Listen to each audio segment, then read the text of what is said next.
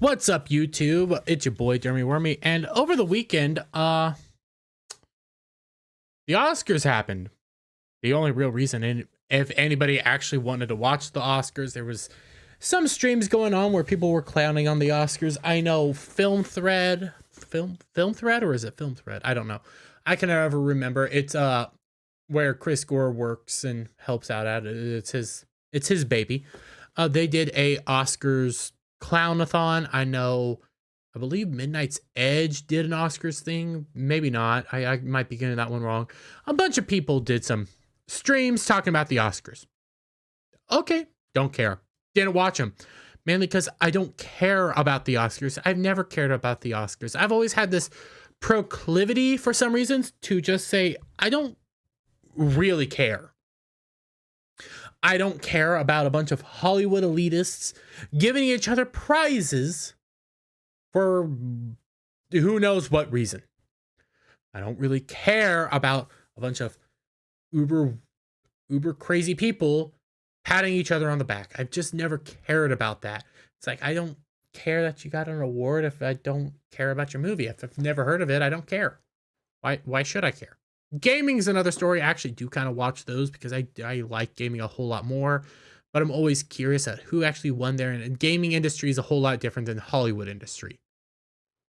That being said, Oscars happened. And you got Hollywood Reporter coming out and saying TV's ratings Oscars rise to 3-year high. ABC's telecast of the 95th award is up by more than 2 million viewers from a year ago. Oh, awesome. 2 million viewers. Well, how many in total? Oh, from Variety, Oscars draws 18.7 million viewers, up 12% from last year. Only 18.7 million? Not a small number, but when you come over to the statistics, numbers of television viewers of the Academy Awards ceremonies from 2000 to 2022.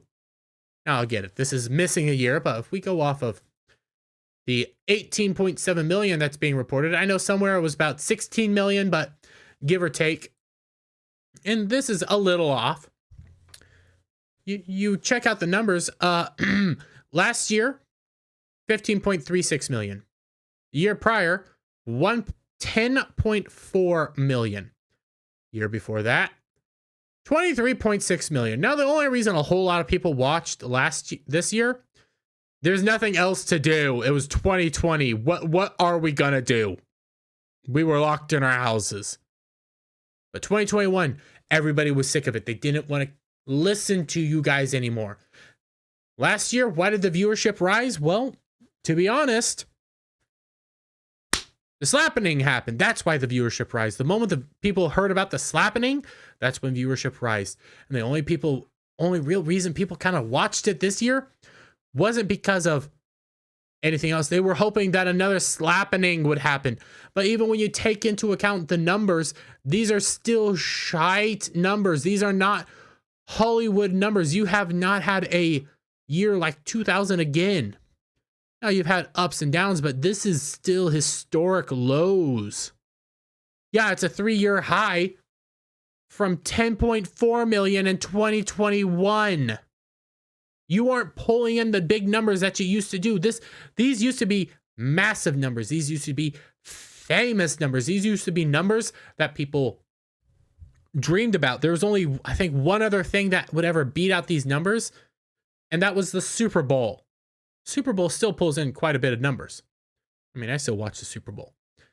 This, however, I've never had any proclivity to actually care. That being said, there's always something nowadays that revolve around the Oscars, whether it's Oscars so white, the crazy virtue signaling, what have you. I think it was, maybe it was 2021 or maybe it was 2022. It was 2021 when the Chloe Zhao won, and then you had the weird girl get up on stage and howl at the moon. That happened. But this year, prior to the Oscars, the day prior, you had Patty Jenkins calls out the Oscars for shutting women out of Best Director category. I give up. Oh, poor Patty Jenkins. Man, what have you actually put out that people enjoyed other than Wonder Woman? Not a whole lot. But she comes out and she says this. Wonder Woman director Patty Jenkins is tired of the Oscars voters shutting out women in the Best Director category. On March 11th, the Academy Award winner got candid with Variety about how frustrating it is to see her talented peers passed over year after year. I give up, she told the outlet. I say that even with all their push to have diversity, the numbers are just hugely imbalanced of who votes for these things. I sort of just stopped paying attention to it. It's still going to take a long ways to go. It's going to take a lot more to really see truly more diverse awards. I really appreciate the effort that they're making, but we have a long way to go. My God. Remember, we ended up in this article, they actually point out the movies that were made by women this year, and they weren't good. Like, they were ignored most of the time. Now, a lot of the movies that are on the Oscars nowadays are ignored. I've never heard of half of them. I mean, but hey, okay. But let's see what here's the thing, though. Actually, this even article from Pops Sugar actually points out only 3 women have ever won the Oscars for Best Director. Catherine Bigelow for The Hurt Locker in 2009. Chloe Zhao for 2021's No Man Land that came out of nowhere. Chloe Zhao, how did The Eternals do, by the way? And Jane Campion for 2002's The Power of the Dog. Oh God, that movie. I keep forgetting that it even exists. Throughout the history of the Oscars, only 7 women have ever been nominated in the category. Here's the thing, though. Literally 2 years prior, women won. You had women in the category. Chloe Zhao and Jane Campion, whatever, the weirdo who was going around on Twitter attacking people for not liking her movie. I think she went into a Twitter war with Sam Elliott because he didn't like what Power of the Dog was. And mind you, what Power of the Dog was a really creepy gay cowboy movie. Like, Brokeback Mountain actually had a story. This was just a gay cowboy movie. It was creepy. And that's what she won Best Director for that movie. This year's voters nominated on Martin McDaw's The Banshee of Inisherin, never heard of it, Daniel Kwan and Daniel, I'm not even going to try, Everything Everywhere All at Once, which was actually a decent movie, Steven Spielberg, The Fabelmans, never heard of it, Todd Field's Tar, which actually I've heard of and heard that was really good, and Ruben, I'm not even going to try, Triangles of Sadness. Never heard of it. Triangle of Sadness? Never heard of it. Meanwhile, female directors like Gina Price Bythewood, I'm probably butchering that, The Woman King, Mara Shard, She Said, Sarah Polly, Woman Talking, and China Chuka's Till were all overlooked. Well, what were those movies? Those movies were The Woman King, which was entirely inaccurate, was about individuals trying to free slaves that in reality actually were slavers, were proud slavers, enjoyed it. That's why people kind of panned it. It was an awful movie. Excuse me.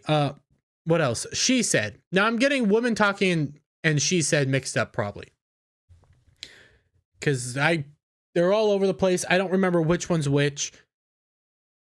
I know one of them was about reporters doing reporter stuff, and the other one was about reporters reporting on Harvey Weinstein and the fact that they've always knew, and the reason a lot of people didn't like that, and I get she said and woman talking mixed up because, I mean, come on, they're called she said and woman talking. Are you really blaming me for getting that mixed up? They're basically the same title. But I remember one of them, whichever one it was, maybe it was woman talking. Maybe it was she said. I don't remember, but it was about Harvey Weinstein and the reporters reporting on Harvey Weinstein, even though they always knew about Harvey Weinstein. Till, I don't even know what the heck Till is. I've never heard of it, so why should I care? I've heard of she said, woman talking, the woman king.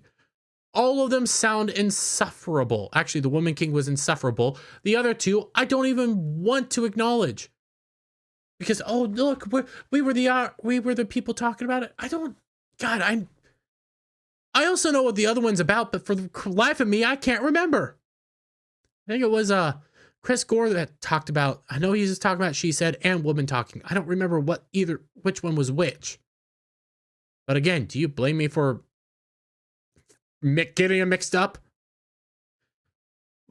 But what did win Best Director? Well, it was Daniel Shine and Daniel Dewan, Everything Everywhere All at Once, which deserved it. It was actually good. People actually enjoyed this movie. All sorts of people enjoyed that movie. I still need to see it. I've heard it's fantastic. I still want to sit down and watch it. But that shows that, hey, here's something everybody had great reviews of. Everybody enjoyed it. Loved going to see it. Mahler loved it. I think EFAP loved it. I hear nothing but praise for this movie. Brought back some fantastic actors, some fantastic and a fantastic actress in Chloe Zhao. People enjoyed that. So yes, properly give it a movie about Asians. But when you come back over here to what Patty Jenkins says, this is a trap that the Oscars set up for themselves. Because even though it's not being started until 2024, they have diversity quotas. They are setting up to vote on these things based on these weird Orwellian quotas and no longer about merit, no longer about meritocracy. And again, I've never actually cared about the Oscars, but when I take this to like the gaming industry or to anime, areas that I actually like and areas where meritocracy still kind of exists in certain positions, yeah.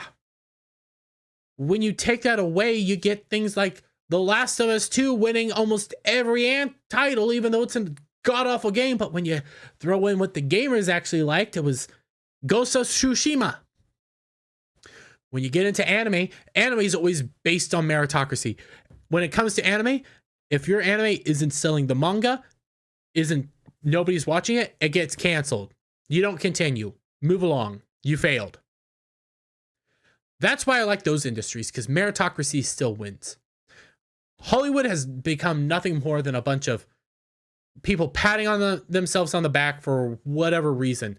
The only reason I'm kind of shocked and kind of happy is because, yeah, Everything Everywhere All at Once, fantastic movie. Everything I've heard. Tar, I honestly wonder if Tar should have won. Again, fantastic movie. Heard nothing but good things. All Quiet on the Western Front, production design. I've actually saw that movie. Fantastic. But you set your Oscars, you set yourself up. Nobody's watching you. Your viewership is still not high. Yeah, it's up from last year, but it's a joke. And Patty Jenkins is pointing out that you still haven't even achieved what you guys wanted to achieve. You can't appease this mob, but you signed on for it, so have fun. But let me get your guys' thoughts down in the comments below. If you like this video, give it a thumbs up, share it out with your friends, hit that subscribe button, hit that notification bell for every time I put out a new video and go live, guys. And I'll see you on the next one. Bye for now.